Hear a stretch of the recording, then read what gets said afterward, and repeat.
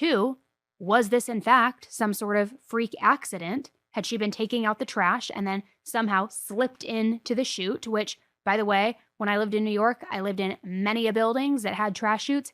It's not that easy to fall into one of those. So that on the surface already, to me at least, feels impossible.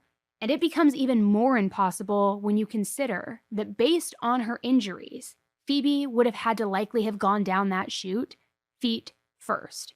Which tell me, how do you accidentally go from standing upright to then in a trash chute, feet first, falling down? I could maybe get on board with understanding, like, if she threw a bag in and it was stuffed because it was so big, so she leans into the chute and starts pushing it to try to force it down, and then somehow, even though I don't believe this could ever happen, pushes so hard, the weight of her, like she loses her feet from underneath her, and then she just gets sucked in. That already in itself feels possible. But I'd get more on board with that than I would of how does she accidentally fall feet first into a chute? Because chutes also, by the way, are usually at least, 2 to 3 feet off the ground where that little door opens and when you throw stuff in. So the math ain't mathin'.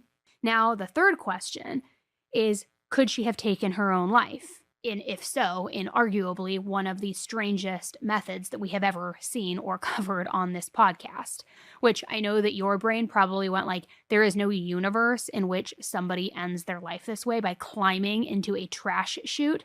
Fair, 100%. But that didn't stop the investigators. That didn't stop them from theorizing that. In fact, self-harm, it was actually one of their top theories almost immediately. Which that kind of brings me back to what I said earlier. Phoebe's case was never handled with the diligence that it deserved, and failures started the second that the first responders arrived. Now, the biggest mistake was refusing to let paramedics examine her at all.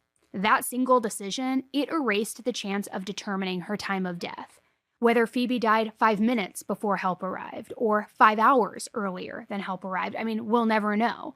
And that's not a minor oversight. That is foundational to any investigation.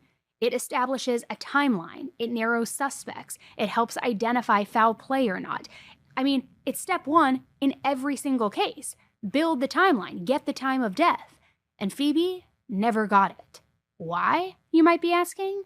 Because Sergeant Forster claimed that he didn't need the paramedics to check on her, that she, quote, looked deceased. And because he had 38 years of experience backing up his gut feeling, they all just needed to get on board with that. Which, experience does not replace procedure or science. And in this situation, it cost the investigation critical information.